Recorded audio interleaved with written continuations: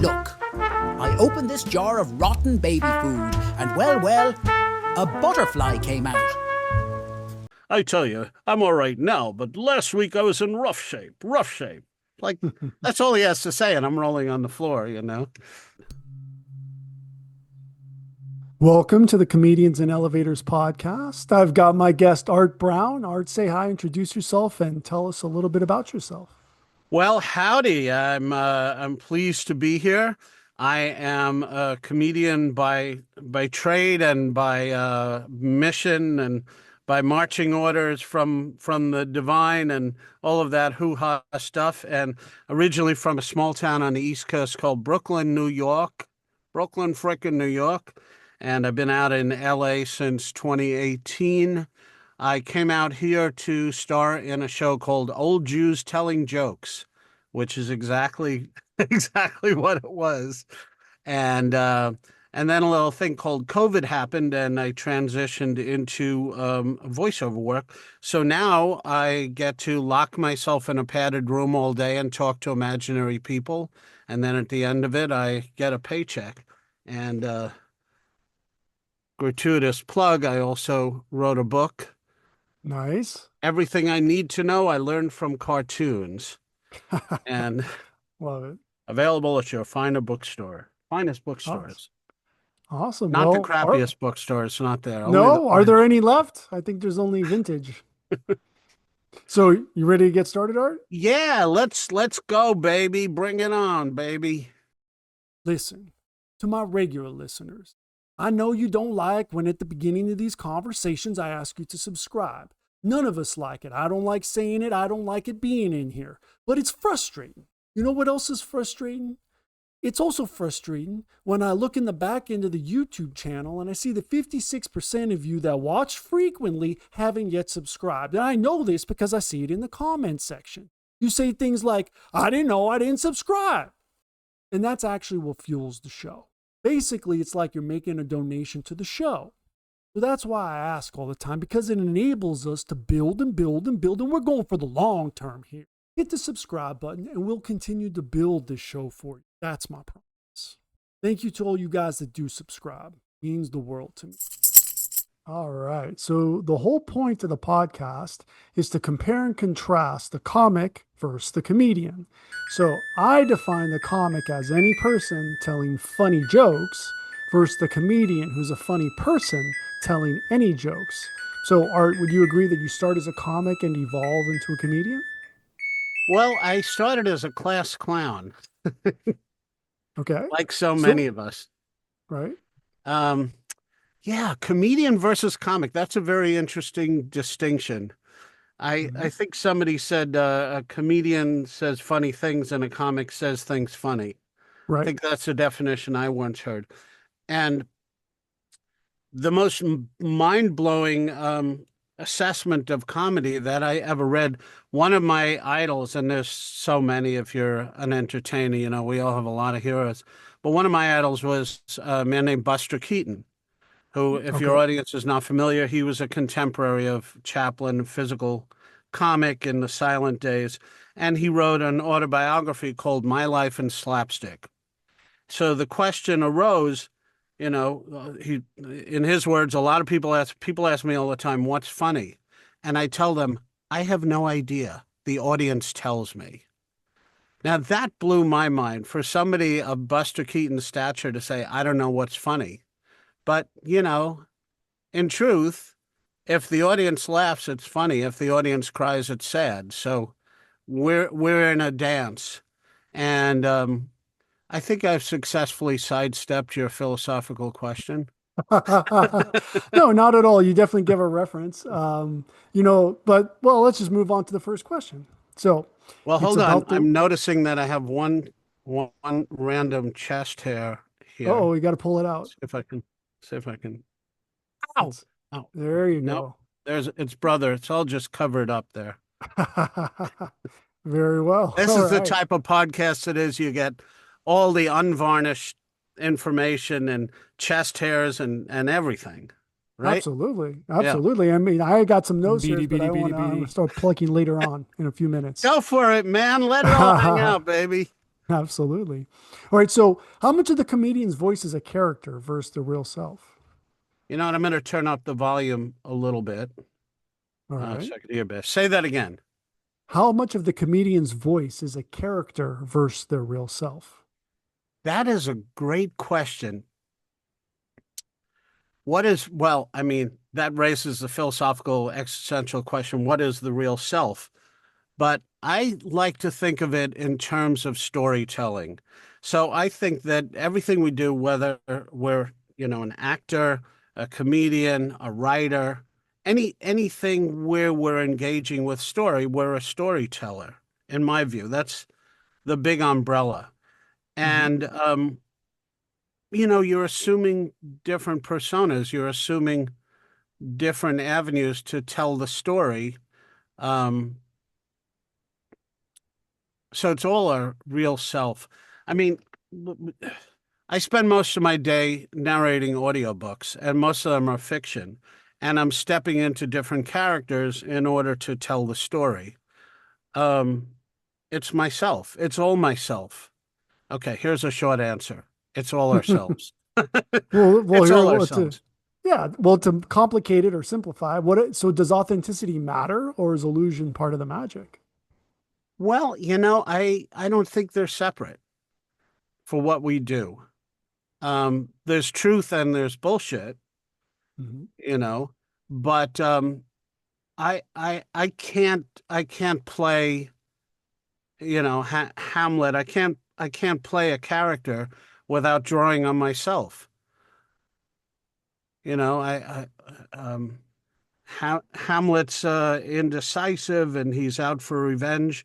Have I ever felt that? Yeah, I've felt things like that. Maybe not on that scale where I want to kill someone, thank goodness, but and I was also trained as a method actor, so we're always drawing on ourselves, whether we're writing or telling comedy.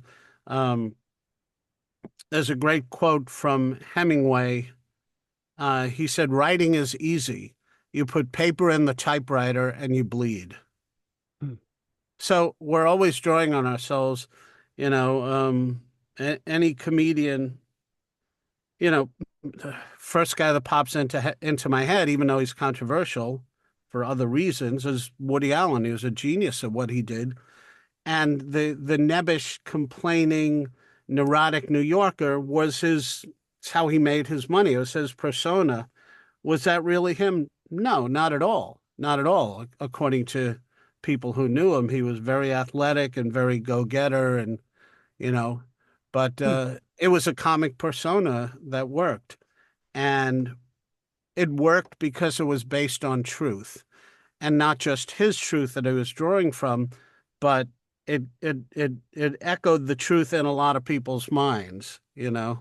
And what we're doing as storytellers is, in order to be successful, is we're telling the story that's already in somebody's head, in the audience's head. So the effect is, oh yeah, he's talking about, oh yeah, I can relate. Yeah, he's talking Mhm. about me. Oh yeah, that's funny. Yeah, yeah. Well, let's see whose head this story is in. So, Okay. punching up versus punching down. So, where do comics versus comedians stand on this? And let me put it in some historical context. Did a jealous medieval prince become the first comedian by killing the court jester? Well, let me ask you a question in response to that last thing. Is that a specific example or is it a general idea? Well, that's part of the question, but I would say it's a general idea.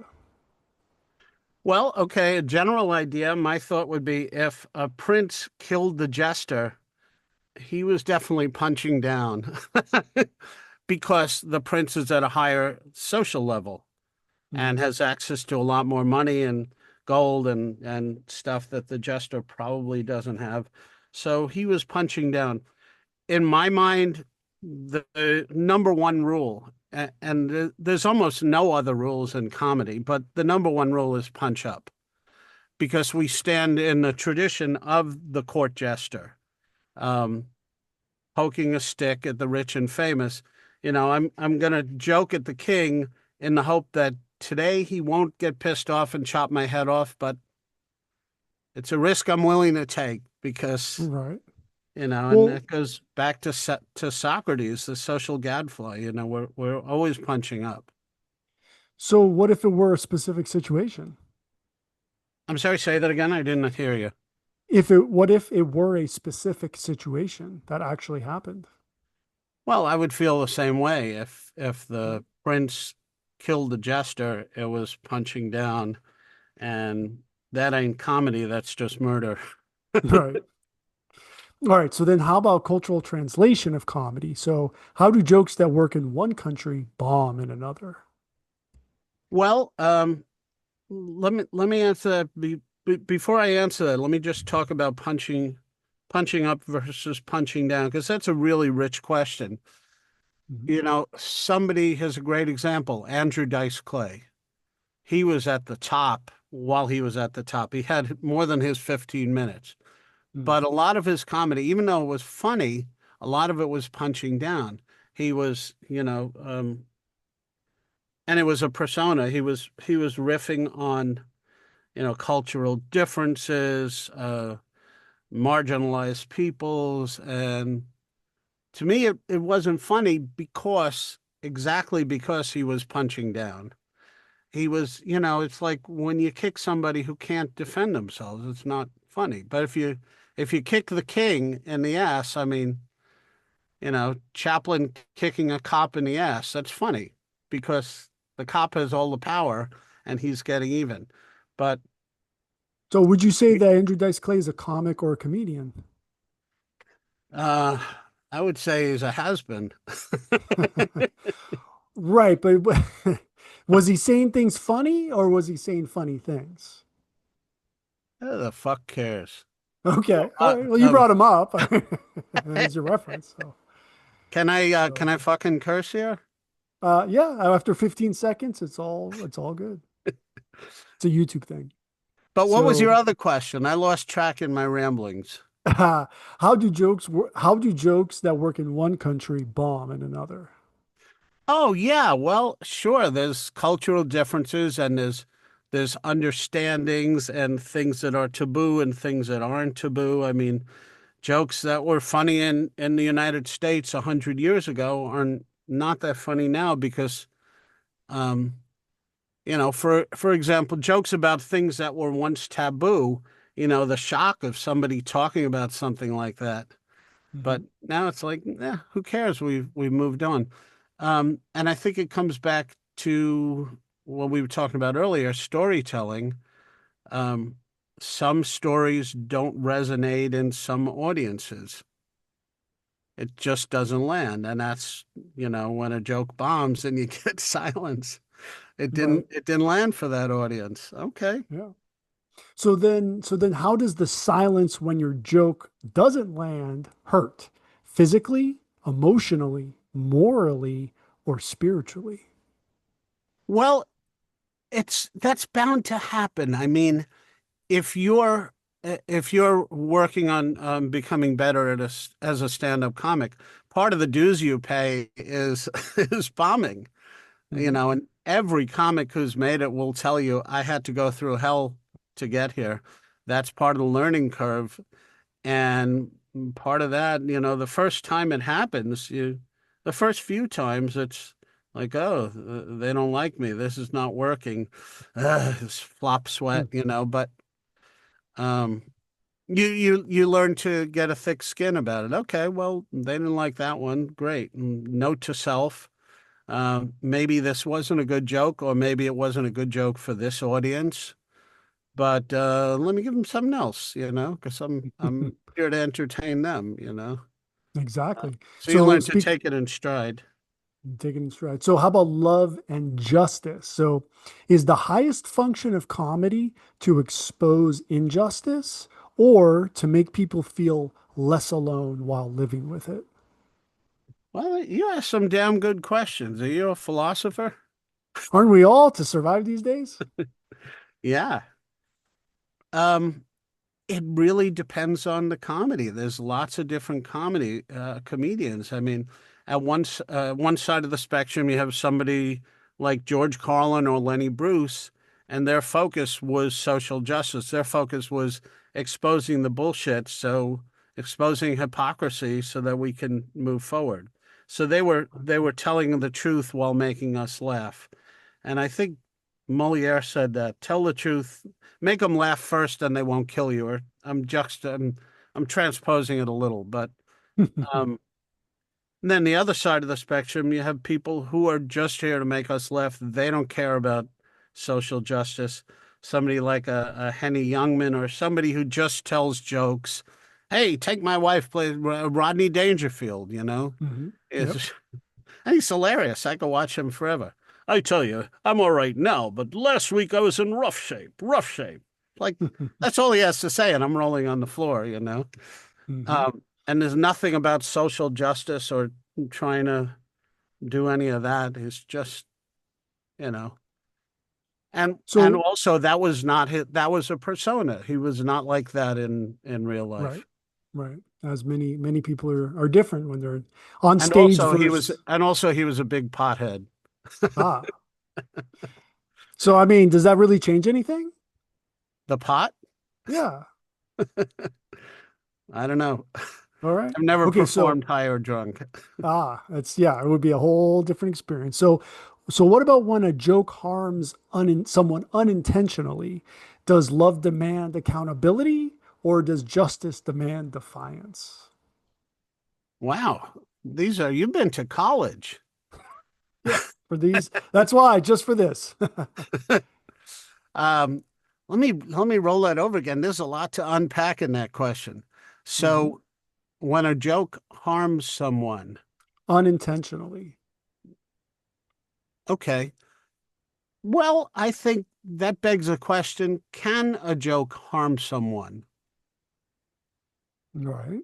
Or words violence. Are words violence, Yeah. because the audience has the ultimate power to get up and walk the hell out of the club or change the channel. I don't like I've Andrew Dice Clay. It's like, I don't like this guy. I find him offensive. Leaving the club. So, Yeah, but we always know they sit there and this too shall soon pass, right? It's like with the weather, you're just going to wait for the next comedian or the show to end, right? So that's I a lot mean, of look at what happened to Michael Richards a few years ago, Kramer from Seinfeld. sure. He was getting heckled and very, very unprofessionally, both ethically and as a comedian. He lost his cool and started insulting them with ethnic slurs.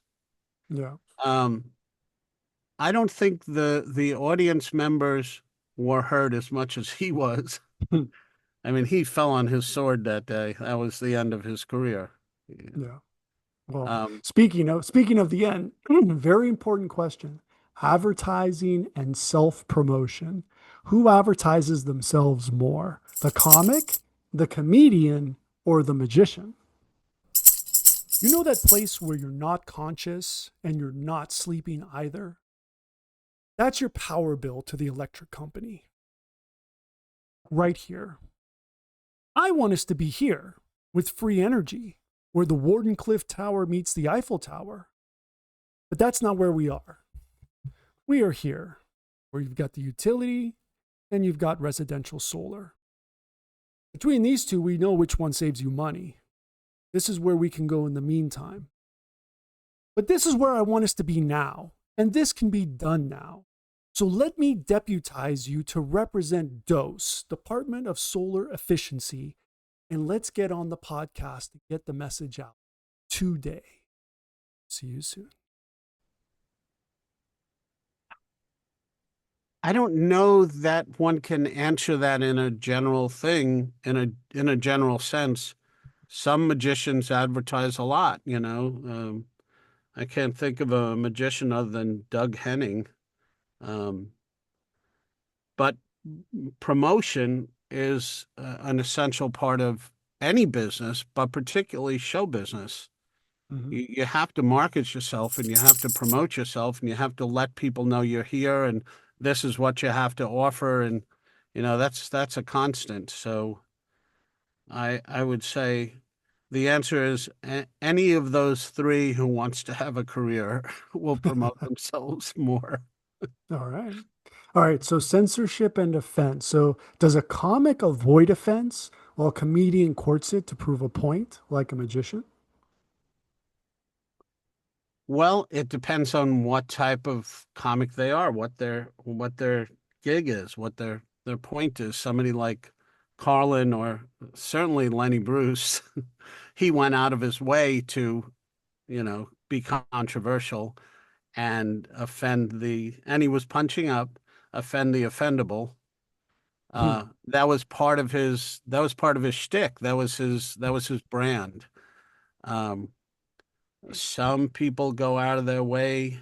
Some people are so bland to the point of not being funny, in my opinion. Jay Leno, um, who I've seen at our local club. We have a comedy club out here in Burbank, Flappers, which I Which played at. he owns, right? I wouldn't be surprised. I wouldn't be surprised. That's I'm probably the sure. only way he gets to go on every month. There's, there's, there's going to be a great episode. Hear all the dirt that I'm dishing. But It's a nice facility, though. yeah, it's my opinion. I went to see him once. Like, oh, Jay Leno. I like to see his. It was boring. He was doing recycled jokes from Bob Hope. So, Hmm. Um, and he went out of its way when he was on the Tonight Show to avoid controversy and be as bland as possible and give you something that you could kind of laugh a little as you're falling asleep. Yeah. Puts you to sleep, right? So Yeah. then, so then, who survives better in a cancel culture environment? The comic, the comedian, the magician, or the mudslinger? Well, I think it would behoove us to agree on the definition of cancel culture, because that's Hmm. a term that's floated around a lot. So what do you think? How would you define cancel culture? Well, I would actually say that the mudslinger is a participant in on that side of the coin, and they are the attacker in many ways, right? The heckler is the lowest level, but then of course you've got the narcissist with their flying monkeys, and we see that very often. So there's very many versions where it comes from, but that it's emerged as a kind of mind virus, and hopefully it's getting killed right now. So.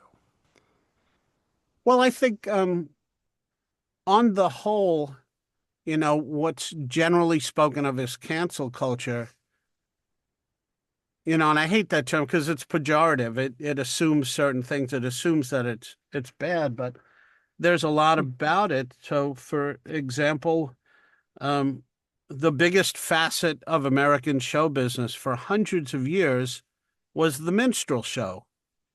Hmm. And I think one of the reasons it was so popular is it allowed white people to work out their guilt by making fun of something that they didn't really understand and putting people down you know, but out of that came, the Al Jolsons and the Eddie Cantor who would perform in blackface, the whole blackface show.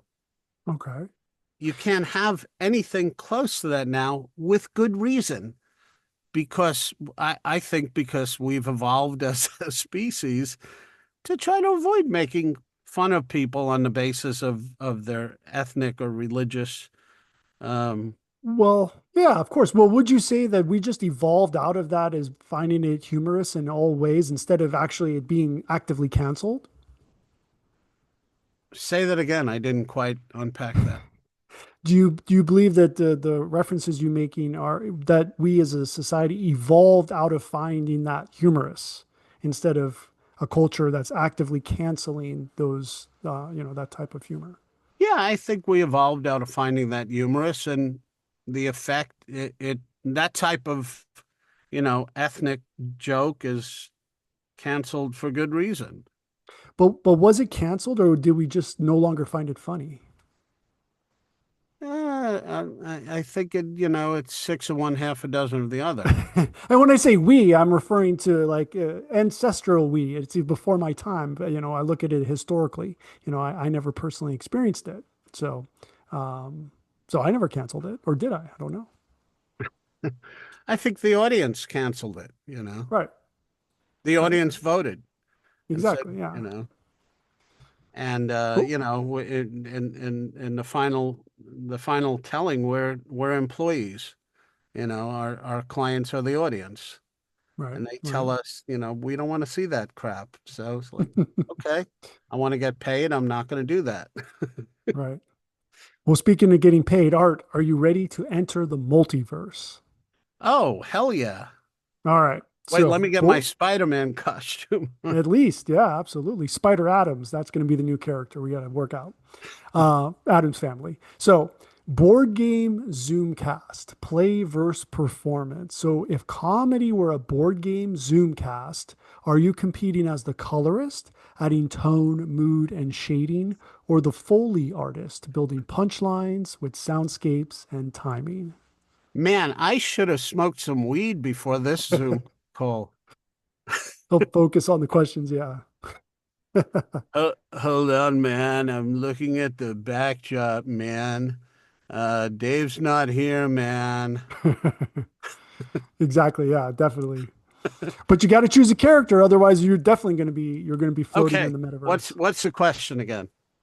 So you have to choose your avatar. Are you the colorist or the Foley artist? Am I the colorist or the Foley artist? If I have Hmm. to choose one on a film set, is that what you're asking? Yeah, that's you alludes to that. Yes. I would be the Foley artist because I work with sound. I love sound effects. I wrote a book on cartoons, and I love sound effects, and I admire Foley artists. They're great. So the The book you Three wrote on Stooges, the Three right. Stooges would have been nothing without Foley artists at Columbia.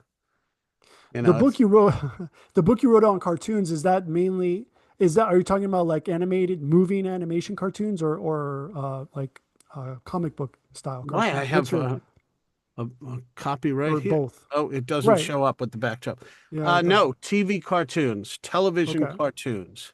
Got it. So yeah, so the sound is your main theme when it comes to animations. Awesome.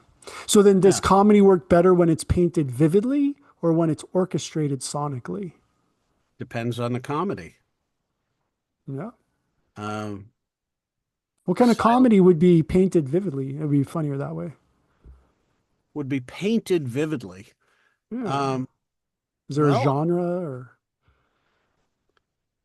is color funny? That's a good question. The I think the backdrop's kind backdrop, of funny. Yeah. right. Right. So if I mean, you know how that came about. I mean, you do know, right? I literally plugged that into AI and that's what came out off of what I put in. So Yeah. words do matter, but this is what happens when, so it is painted vividly with words. So there is a kind of, Are we tripping now? I don't remember. definitely, Yeah. definitely I am. I think the acid just hit. It did. Okay, so here on the Comedians and Elevators podcast, we have a tradition where the previous guest asks a question for the next guest. And the previous guest was Cody Parrish. And his question for you, Art, is if you had to only choose one for a show, would you choose a comic or comedian and why? Okay, well, so that assumes that I'm the booking agent. And Yeah, maybe. That might be where he's coming from. well, it depends on the show. It Okay. depends on the show. So let's say I'm the booking agent for a senior center. Okay. I would probably not choose a comedian who talks really fast and does a lot of social stuff. You know what? I'd see if Leno's free. Wow. There it Yeah. is. So then is he a comic or a comedian? Uh, Oh, did you freeze? I think I think the metaverse. Oh, you're back. Here we go. We were in we were stuck when is Leno I a think I can get comic? like an LSD type effect if I. Yeah, Yeah, yeah, there it is. yeah. It's working. So we missed that. Is Leno a comic or comedian? Yes. Okay. I'll go with that. All right. So last question, legacy. Who gets remembered? Will the comics Tight Five survive time, or will the comedian's cultural point of view be more timeless? I think I think somebody like Lenny Bruce or George Carlin will be remembered a lot longer than somebody like Dangerfield. Or let me rephrase that. I think they ultimately have a bigger impact. Hmm. Carlin had a huge impact not just on culture, but on comedy. And certainly Lenny had a humongous impact. I mean, without Lenny, there wouldn't have been a Carlin, there wouldn't have been The freezing who is told the quite. truth. There you are. Oh, yeah, very, very metaverse. Okay, so hopefully we're out of the metaverse. Oh, There you are. did the Zoom freeze again? It did. It's very, very interesting the way it freezes Hmm. like that. So, okay, well, so Art, where can everybody find you online? ArtBrownVO.com. Awesome, awesome. Well, Do thank you you for want a being. question for the next guest? I do. I'm going to ask it Okay. afterward, so we can work those details out, if that's okay. Okay. Great. All right. So, Art, thank you for being my guest, and for everyone, Thank you please. for having me in this acid trip. Yes, absolutely. And everyone else, please like and subscribe, and we'll see you in the next one. Thank you. It was wonderful. If you're interested in too much information like in the network state or Mantipus the chicken shit, check out this video. Or is it this one right here? Well, either way. Lizard.